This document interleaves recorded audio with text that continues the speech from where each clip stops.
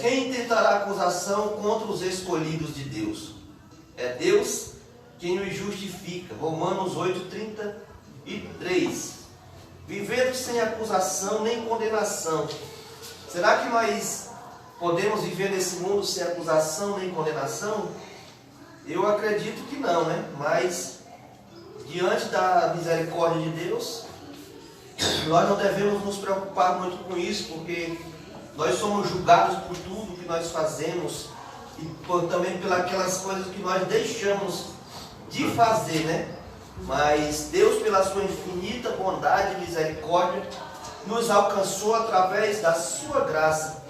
Então, o que cabe a cada um de nós é vivermos a nossa vida. Se nós estivermos íntegros diante da presença de Deus, aprendemos a viver sem acusação ou condenação, porque muitas das vezes, mesmo sendo perdoados, fica aquela coisa na nossa mente, né? Será que eu fui perdoado? Será que eu não fui?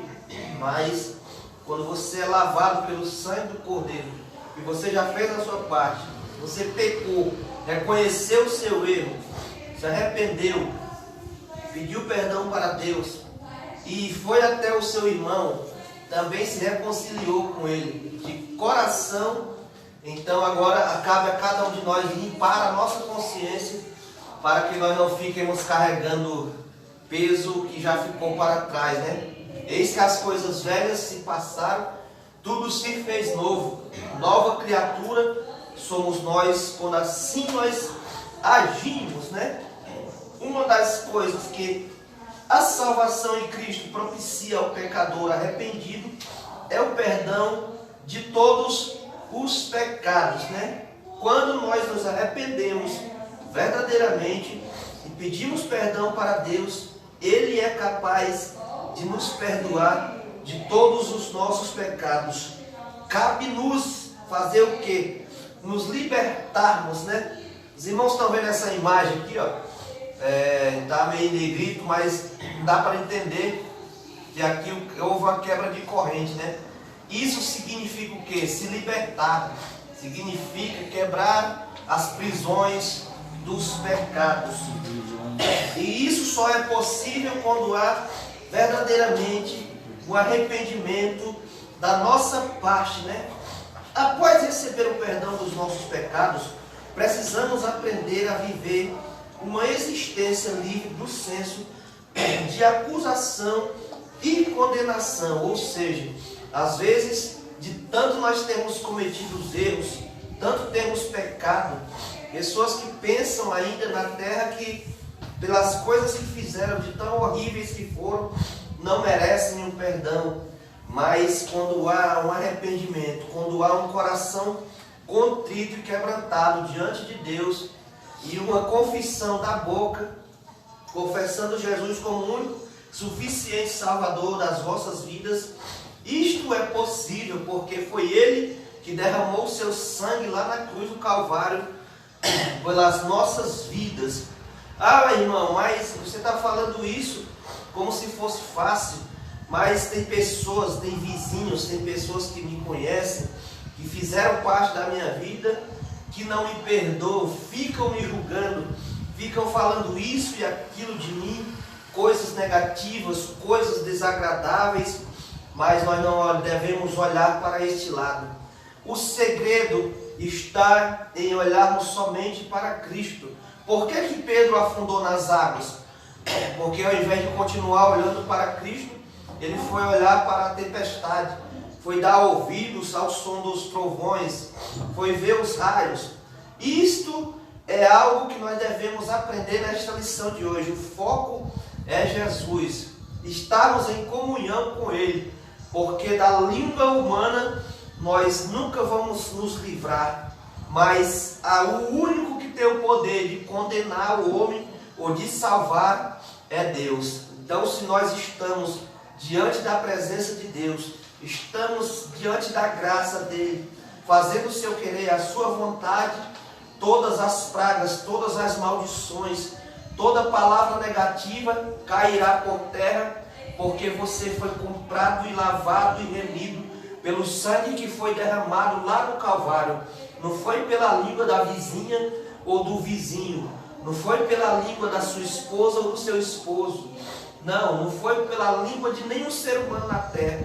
Você foi comprado pelo sangue de Jesus Cristo. Então, a salvação nos dá essas duas possibilidades, né? Aliviando o jugo da culpa. O que é a culpa? Definir a culpa.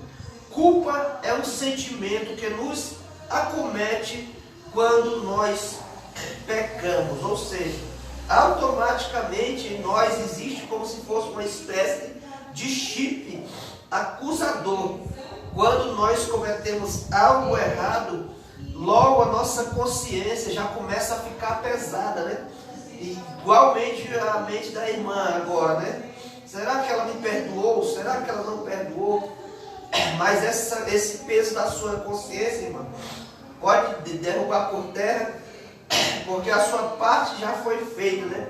E assim é com cada um de nós, ou seja, nós erramos pelaquilo que nós fazemos, que é contra a vontade de Deus, e pelaquilo que nós não fazemos, que é da vontade do Pai, ou seja, é a negligência da nossa parte, vindo da nossa natureza pecaminosa que herdamos de Adão, né?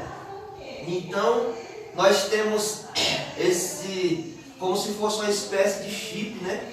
Que nos acusa quando nós fazemos algo de errado, ou contra nós mesmos, ou contra alguém, contra um amigo, contra um parente, contra um familiar. Eu tenho isso comigo até quando eu não venho nos cultos, eu fico com a minha consciência pesada, sabe?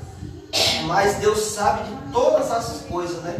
Sabe que nós somos fracos, debilitados, necessitados, pecaminosos, mas ainda bem que Ele estendeu a sua graça para nos alcançar. Quando praticamos algo que a sociedade entende ser errado, é outro sentimento que nos acusa, né? O olhar da sociedade, né? Sociedade que não dorme, que não vacila, que espera você deslizar, pisar em falso para já te apontar, né?